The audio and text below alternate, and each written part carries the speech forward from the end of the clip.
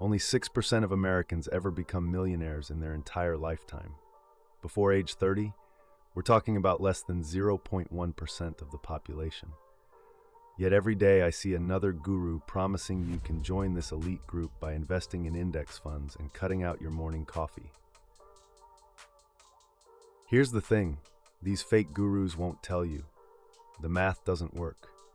Traditional wealth building advice is designed for retirement at 65, not millionaire status at 30.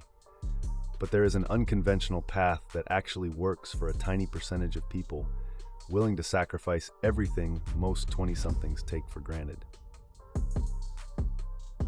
I'm going to break down exactly what it takes, and I'll warn you up front, this isn't a feel-good motivational speech.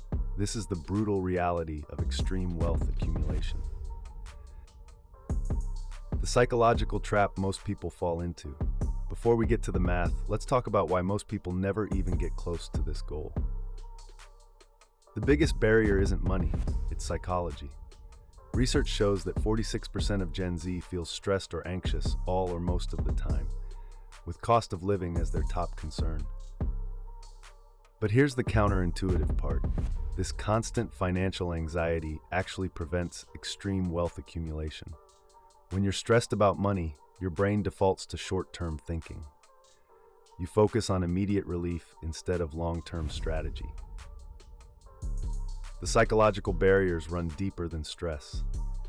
Young adults today are hardwired for immediate gratification. We live in a world of instant everything, instant messaging, instant delivery, instant entertainment. This creates what researchers call a materialism trap, where people prioritize buying things that make them feel successful over actually building wealth. Social media makes this worse. You're constantly comparing yourself to others, seeing highlight reels of expensive vacations, designer clothes, and luxury cars. The pressure to appear successful leads to what I call the fake it till you make it spending pattern. People spend money they don't have on things they don't need to impress people they don't even like.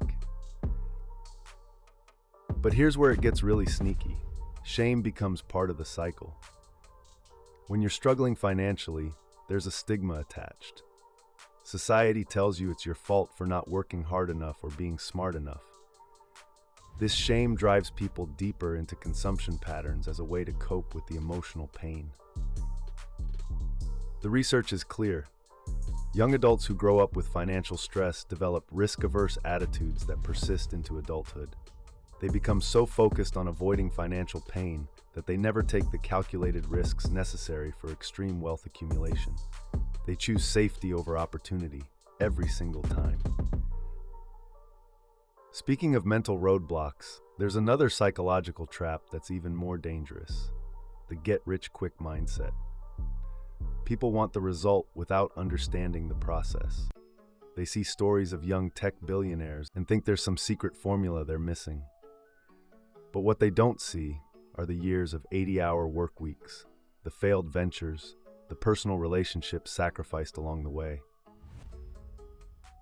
The few who break through understand something fundamental about their own psychology. They've rewired their reward system to get satisfaction from building assets, not consuming products.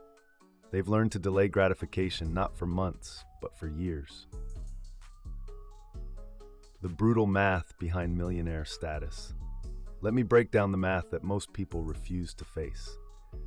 If you want to be a millionaire by age 30, and you're starting at 22 after college, you have 8 years. That means you need to accumulate $125,000 per year, every year, for 8 straight years. Traditional financial advice tells you to save 10 to 20% of your income. Let's be generous and say you save 20%. That means you'd need to earn $625,000 per year just to save enough.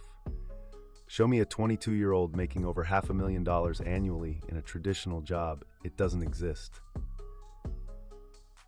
Even if you're incredibly disciplined and save 50% of your income, which means living like a monk, you'd still need to earn $250,000 per year.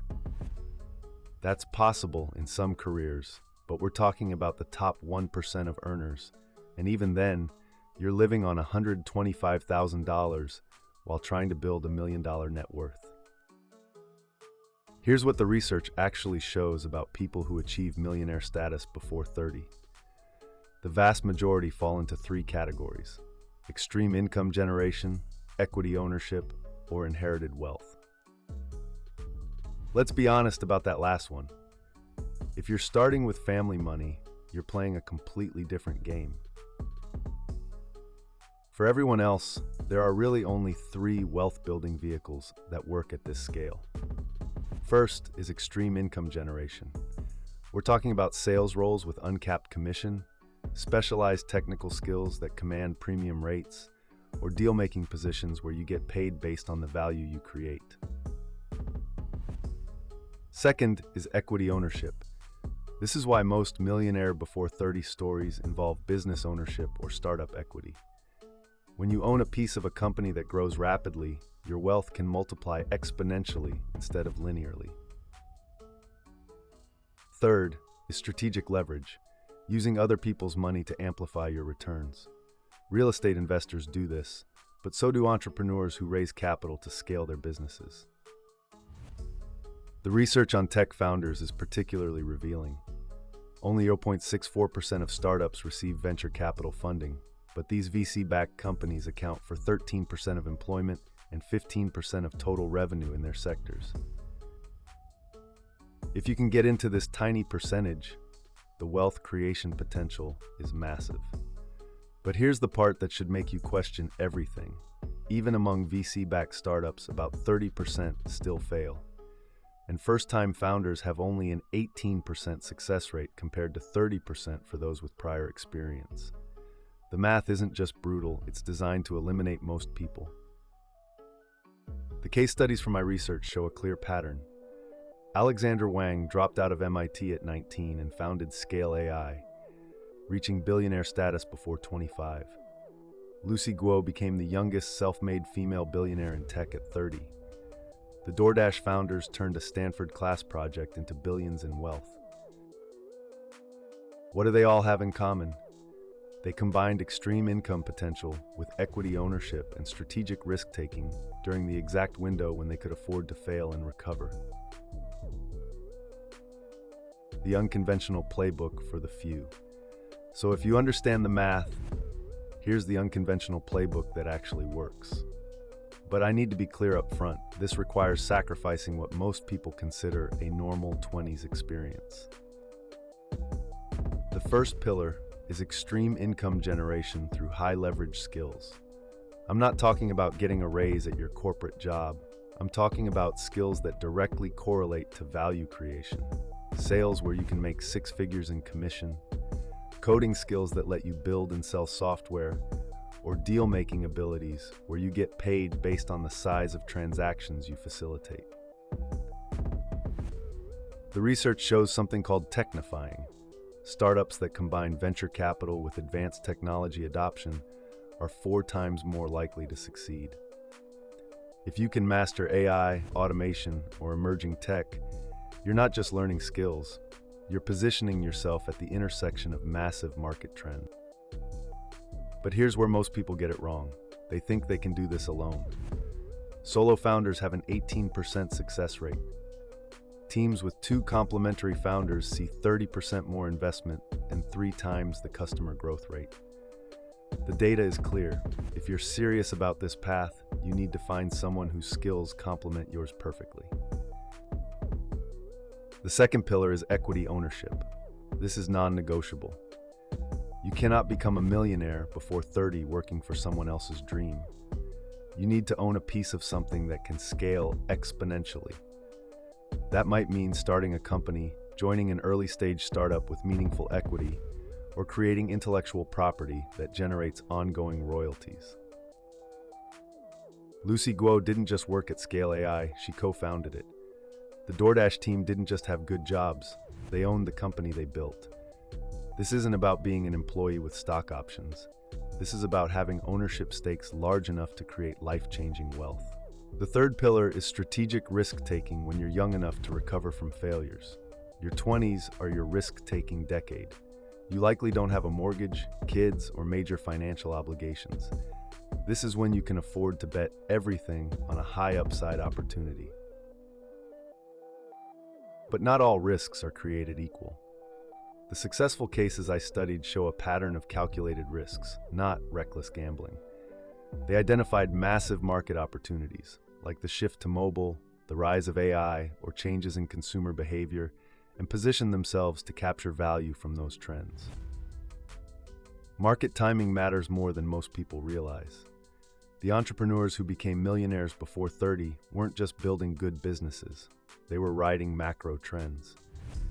Right now, we're seeing opportunities in AI, fintech, climate technology, and the creator economy. But by the time these trends are obvious to everyone, the window for extreme wealth creation starts closing. Here's the part that should scare you. Even among venture-backed startups with experienced teams and perfect market timing, 30% still fail. We're talking about companies that checked every box and still couldn't make it work. This path has a high failure rate by design. The psychological research I mentioned earlier becomes critical here.